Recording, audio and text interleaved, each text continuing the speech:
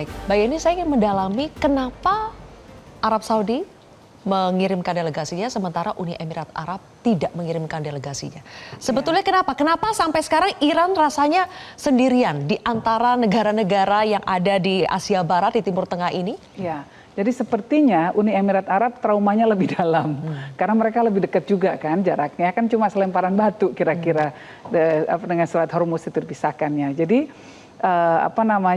dia mungkin sudah berpikir bahwa masa depannya haruslah bersama Amerika bukan bersama Iran bagi Uni Emirat Arab. Karena juga dulu dalam sejarahnya memang ada trauma besar sih. Ketika tahun 70-an ketika ada vakum kekuasaan, bukan vakum ini ya, kekuatan di Uni Emirat Arab, dulu kan dikuasai sama Inggris. Nah, Inggris itu waktu itu sudah mulai melemah nih negaranya. Mulai melemah, terus Inggris mau cabut dari UAE, dari Uni Emirat Arab. Nah, waktu itu Uni Emirat Arab ingin mendeklarasikan dirinya sebagai negara merdeka nih bareng-bareng. Nah, pada saat itulah Iran mulai masuk karena tetanggaan, dia mau ambil teritorinya. Jadi pertama memang ada friksi-friksi sejarah yang sudah ada sejak lama di antara mereka. Nah, yang sekarang Iran kemudian juga menganggap bahwa Uni Emirat Arab ini dianggap mendekat ke Israel gitu, ada anggapan semacam itu dan mendekat ke Amerika gitu. Nah, jadi apalagi dengan ditandatanganinya Abraham Accord ya, perjanjian Abraham dulu gitu. Lalu kemudian Uni Emirat Arab melakukan normalisasi hubungan dengan Israel misalnya. Jadi Iran makin garang lagi nih, apalagi tetangga gitu kan. Jadi makin kenceng lagi. Nah, buat Uni Emirat Arab, mereka juga merasa paling banyak diserang. Nah, sebetulnya kenapa Amerika juga menyerang balik pada saat pemakaman ini?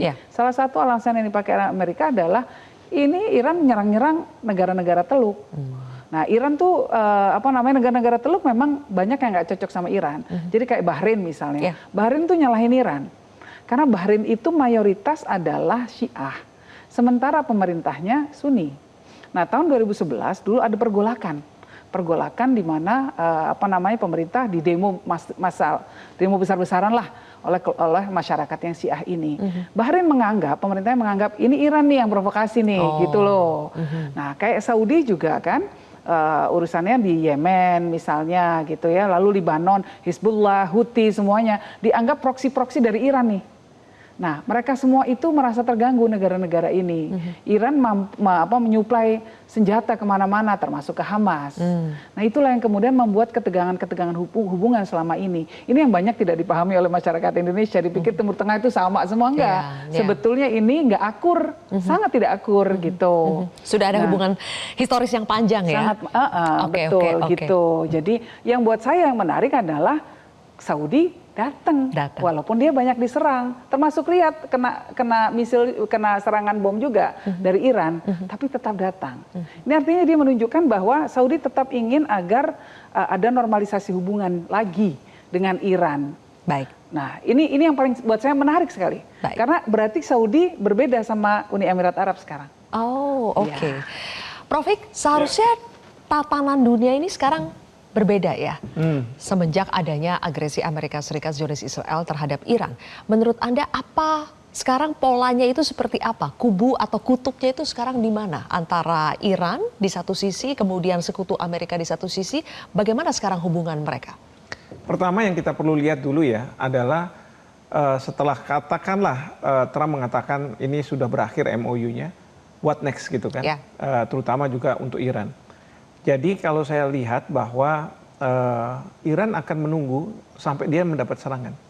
Kalau dia mendapat serangan, dia akan serang balik. Dan ini sudah dilakukan. Nah, intensitasnya juga tergantung intensitas dia diserangnya seperti apa. Sementara Trump itu yang kerepotan itu adalah dia tidak akan mendapatkan budget yang diinginkan untuk melakukan serangan ke Iran. Benar-benar katakanlah menekuk lutut dari Iran kedaulatannya. Nah, oleh karena itu terhadap perang ini, dugaan saya adalah ini akan diambangkan. Jadi yang namanya MOU sudah tidak berlaku, apalagi perjanjian perdamaian ya, karena dasarnya adalah MOU itu. Jadi sudah benar-benar tamat nih, Prof? Bukan tamat, artinya diambangkan. Diambangkan? Sekali-sekali aja ada serangan. Kayak Ukraina dan Rusia kan juga nggak ada perjanjian perdamaian, tapi sekali-sekali ada serangan. Ya. Nah, itu situasinya akan seperti itu, karena bagi Trump sekarang cuma ancaman-ancaman saja. Kemungkinan besar ancaman-ancaman saja. Tapi tidak kemudian melakukan serangan ke Iran.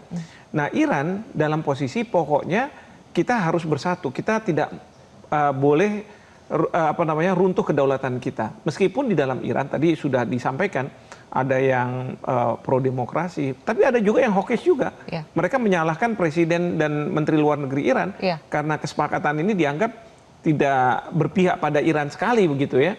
Nah, tapi itulah dinamika. Nah, jadi situasinya seperti itu. Pertanyaan berikutnya adalah bagaimana nih negara-negara di Teluk? Betul. Apakah mereka masih mau menghost pangkalan militer Amerika Serikat, ya? Karena mereka tahu kalau mereka host pangkalan militer Amerika Serikat itu akan menjadi sasaran dari Iran, kan kira-kira gitu. Sekarang aja kalau Amerika menyerang pastilah mereka akan serang ke Bahrain dan lain sebagainya, betul. Nah, jadi mereka ini yang di negara Timur Tengah akan berpikir ya bahwa Iran ini juga tidak bisa dianggap remeh. Betul. Itu satu. Yang kedua adalah bagaimana dengan Selat Hormuz? Apakah Selat Hormuz ini ya sudah itu akan dikelola oleh Iran dan Oman dan kemudian mereka surrender dengan permintaan dari Iran bahwa ada fee. Kayak kita kan di Selat Malaka itu nggak boleh sebenarnya secara internasional dikenakan tarif gitu ya. Tetapi ada kapal-kapal pemandu. Ini kapal-kapal dari Singapura untuk kapal-kapal tanker itu karena di sana dangkal begitu ya, supaya tidak karam jadi pemandu dan itu ada fee-nya. Mungkin model seperti itu yang akan diambil karena bagi Iran untuk survival dia harus mendapatkan uang. Itu dari situ. Karena kalau misalnya janji aset yang dibekukan itu tidak cair, lalu kemudian 300 juta US dollar yang dijanjikan untuk rekonstruksi juga tidak ada, ya dari mana uang itu kan? Nah, itu jadi seperti itu. Yang ketiga yang paling penting juga adalah kan Amerika Serikat sekarang melift sanksi ya untuk sementara selama MOU ini berjalan gitu ya. Tapi sekarang udah nggak lagi.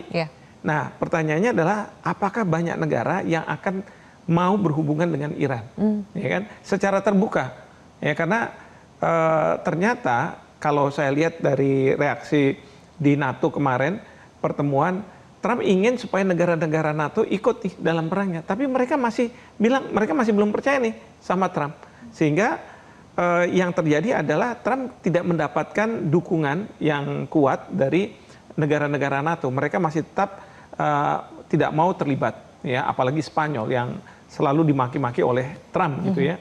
Nah, jadi situasinya adalah ke depan ini Timur Tengah harus bisa menyesuaikan, tapi dengan catatan nih, ini masalah Israelnya.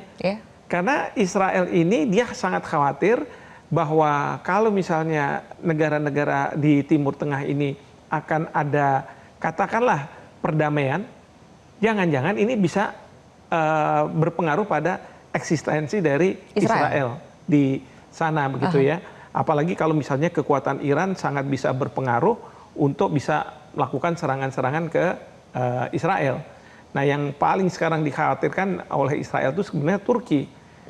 Sementara kemarin Amerika Serikat sudah bicara sama Turki bahwa ada sanksi-sanksi tertentu yang sekarang akan dicabut. Kira-kira seperti itu. Nah, pertanyaan kita adalah apakah Turki akan mulai menjinak gitu ya? Atau yang sekarang ini sering dikritik oleh Iran, kamu dalam perang kayak gini kok kamu diem aja. Harusnya kamu melakukanlah bantu-bantu ke kita dan serangan dan lain sebagainya. Sama Muslim kita harusnya seperti itu. Itu kalau nggak salah ayat suci yang juga dilantunkan untuk delegasi Turki yang datang ke pemakaman Ali Khamenei.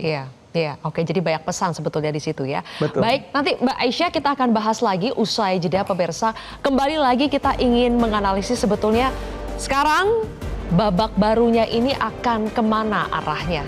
Masih adakah kemungkinan kembali ke meja perundingan atau kita akan kembali memasuki fase genting dan dunia akan kembali merasakan dampak dari peperangan ini? Sesaat lagi. Jelajahi cara baru mendapatkan informasi. Download Metro TV Extend sekarang.